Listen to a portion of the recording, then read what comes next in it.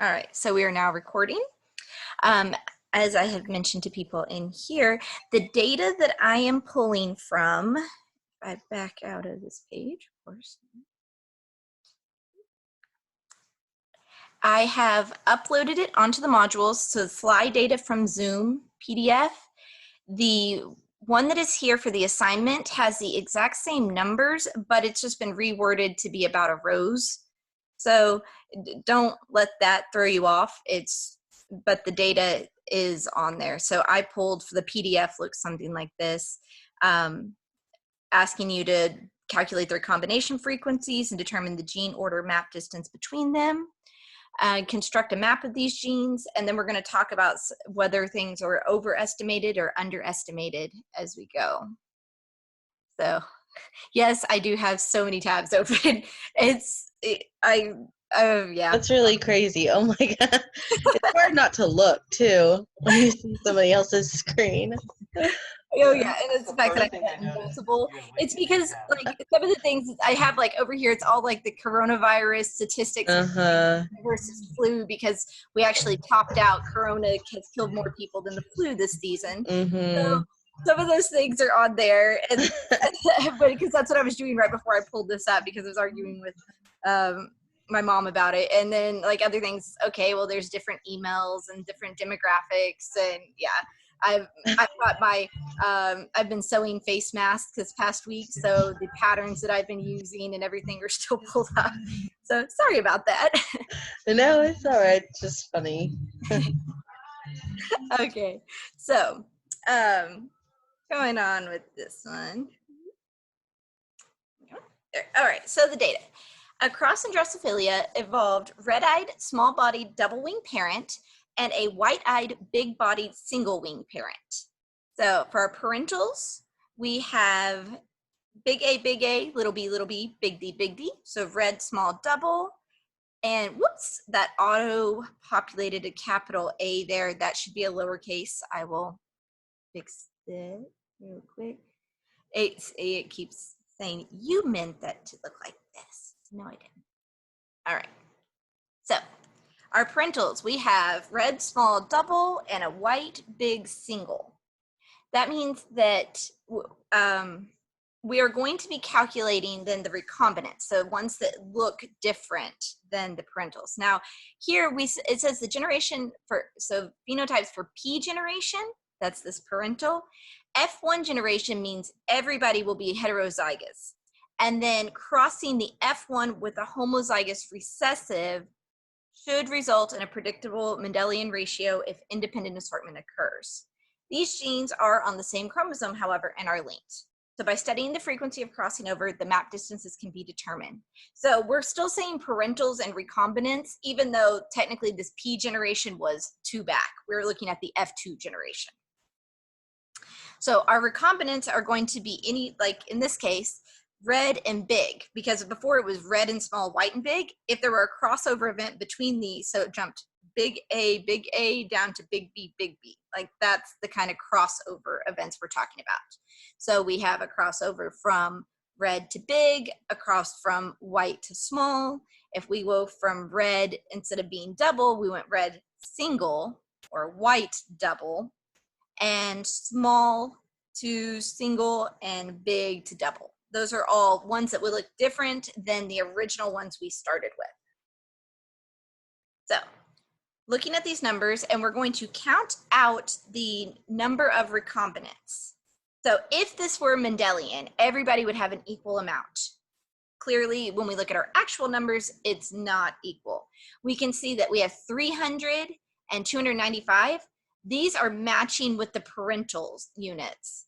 We don't want those in our numbers as we calculate. So we're just looking at recombinants. So red, big, ones that had to have a crossover here between the big A jumping down to big B, would come from this, red, big, double, and red, big, single. We want any that include red and big in their name.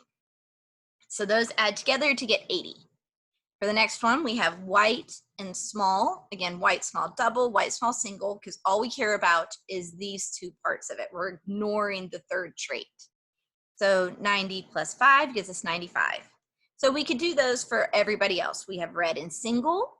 So we go through and we say red single is 75 and red single small is 5. So that gives us our 80, and you can keep going through.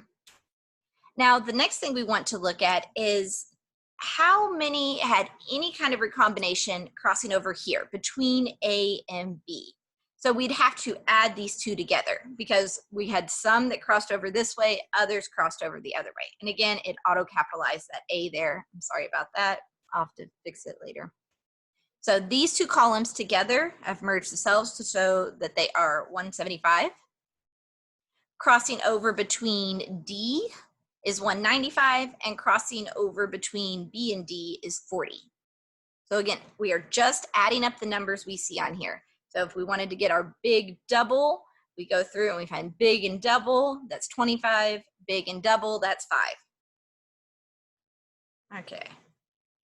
So now that we have our recombinants calculated, you'll notice that these big ones were not included in any of these numbers because those did not have recombination events. Those look just like the parentals. Taking these numbers and knowing that these are out of 800 individuals. So if we count the percent recombination events that occurred between A and B, so that's going to be this first set of data here, 175 divided by 800 gives us 0.218. It's actually 0.21875. If we multiply by 100, that'll move the decimal over twice, 21.9%.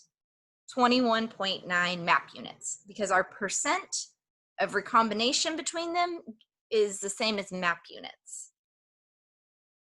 If we go at between A and D, so that's these two here, 195 divided by 800 gives us 243, but it was actually 24375.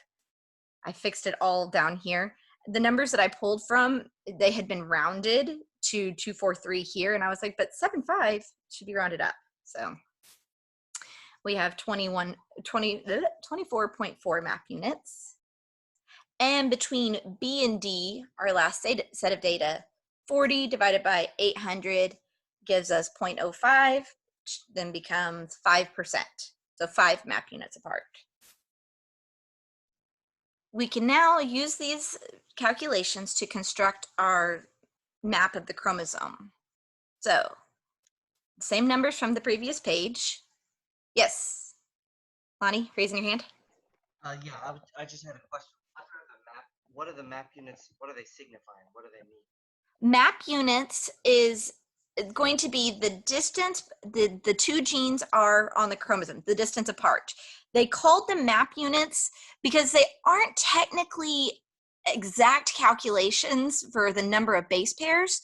We are going to treat them as if they're base pairs, but you don't get equal crossing over throughout an entire chromosome. So we can't say these are, 2,000 base pairs apart, because if you were crossing over around a centromere, you get totally different numbers. It skews things up. So map units, so recombination frequency and map units are used kind of interchangeably at this point. The recombination frequency is the percentage. You drop that percent sign and they call that map units. So when we look at it on like a chromosome here, we're going to say A and D are this far apart on the chromosome. That is 24 point, again, I didn't change. I found out that the other professor had rounded everything down, and I went back and fixed it to round them up. But we know that these are between the gene for A and the gene for D, there are 24.4 map units, being 24.4% of the offspring had a recombination event there. If something is further apart, there is a greater chance that there is going to be a crossing over event. Yes, Carolina? This doesn't have to really do with the unit. It just more has to do with like what you said. So like on certain parts of the chromosome, there's like a certain amount of nucleotides or base pairs that are like during the centromere, there's more, and like, I guess like the telomere would probably have less, right?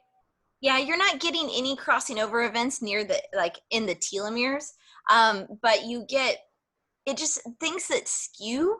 Some parts of the chromosomes are easier to get recombination events happening at. I don't think you can have crossing over during the centromere exactly, because it's a very repetitive sequence and everything's attached together. You're not getting synapses there. Compared to right in the middle of the long arms, you can totally have crossing over pretty much anywhere it feels like. It's very hard to get crossing over very close to the end and then right around the centromere. So especially if you had like the centromere right here in the middle between A and D, your numbers would be really shifted for recombination frequencies. Okay, thank you. Okay, so ignoring that this says 24.3 up here, 24.4 from our calculations, we know that those are going to be the furthest apart because they had the greatest chance of recombination happening between them. By comparison, we know that B must be closer to D because there's only 5% versus 21% over here. So we're going to say, all right, that gives us 21.9 and 5. But you kind of notice something weird here, that 21.9 and 5 equals 26.9, not 24.4. So we now have to look at double crossovers. So if we just needed the map to go about how far apart are these, we have that done. But I do want to show you where we are getting this underestimating happening here. So on double crossovers, they're saying that there was a crossover event and then another crossover event. But when something happens like this, that it crossed over and back in between the two genes, it looks like no crossover happened in our data because it didn't have a gene to swap here. I mean, technically there were, but of the genes that we were looking at, a gene that was green, blue, green would look exactly the same in the data as a parental one. So those are getting ignored on our calculations.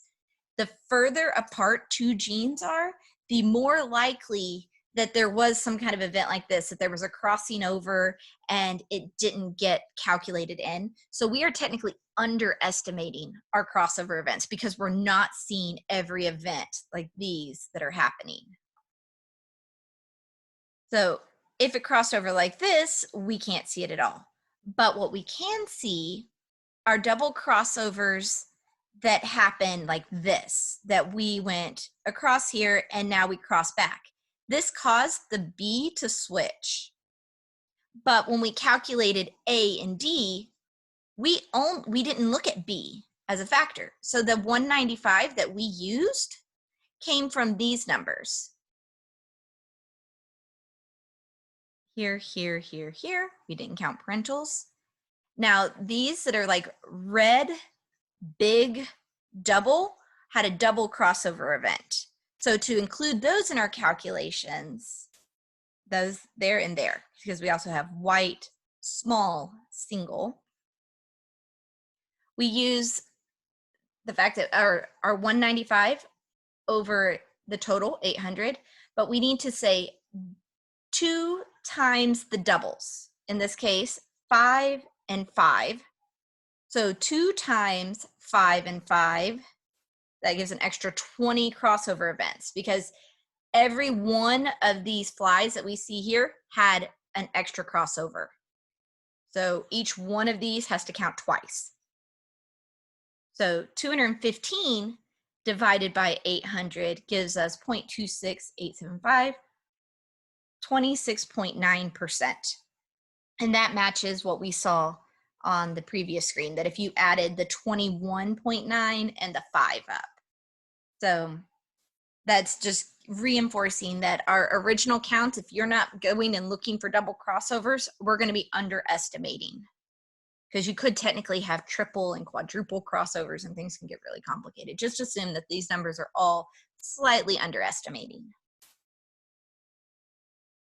Okay.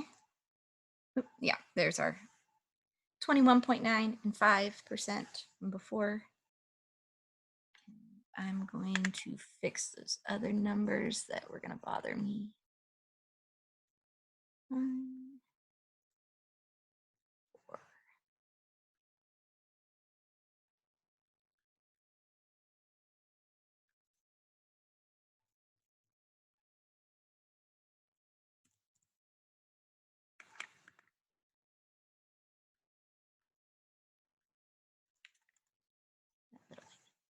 All right. Okay. Does anybody have any questions over this? Let's see if I can open my chat. Okay. So, and when we say significance, we aren't necessarily calculating chi-squares off of this, though you could use these numbers to calculate chi-squares. These are exactly the kind of numbers that you would see. So if we wanted to do a chi-square analysis on this, you would say 5, because we have our expected versus observed from going back to the dog hair studies. Our expected, if we're assuming they were not linked, would be 100 versus actual being 5. And we could go through and calculate and use that data, the data charts, and figure out, is this statistically significant or was it a random chance? When you're getting 5 instead of 100, we're going to go, okay, something's going on there for sure. But if we got 90 versus 100, that could just be a fluke. That's you flip the coin, and it was a little bit weighted to one side. So you could use this to get chi-square analysis for chi-square scores and analysis, but we are not taking it that far.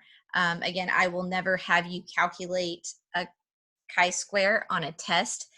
I could have you, or let me take that back. On your second exam, you will have something like this. There will also be probably questions talking about overestimating, underestimating. Now, the numbers are going to be pretty simple, ones that if you have a calculator, you can definitely use the calculator on it. But always be sure to show your steps, because if you just messed up on the math somewhere, like for some reason you said 75 plus 5 was 85, and then it threw off all your other numbers, I'll be like, oh, okay, hold on. You didn't get your answer completely wrong. You just messed up on a simple addition, something like that. I don't want to take off points for little mistakes like that compared to not understanding. How are we doing the second test? The second test is going to be online.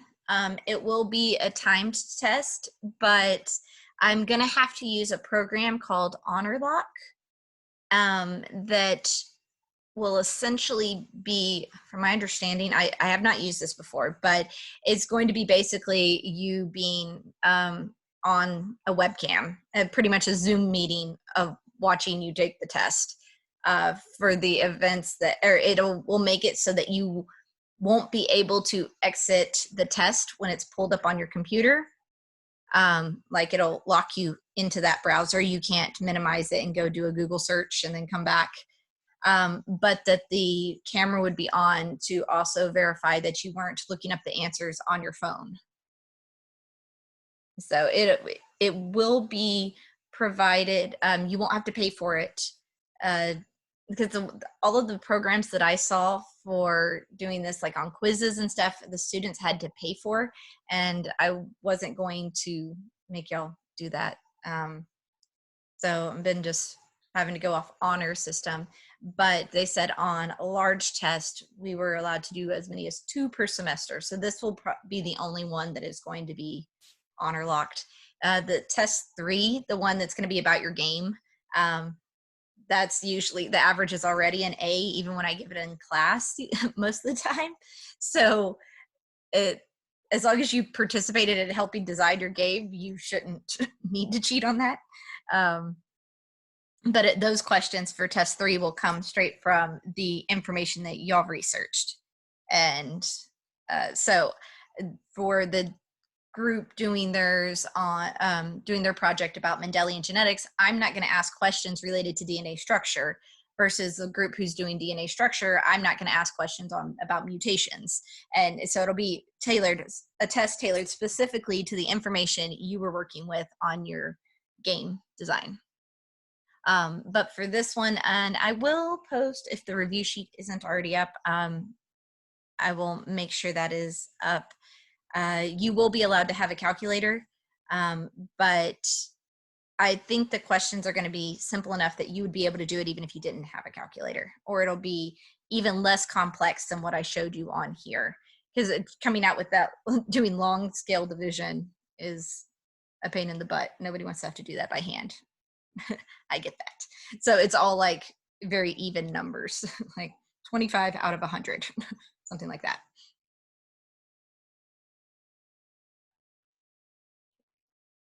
Make sure there was no more chat that was popping up. All right. Is there anything else y'all would like me to go over, talk about for this? Again, you have the assignment. So when you do the other assignment, the numbers are exactly the same. So kind of already given y'all the answer there, but it'll be on roses instead.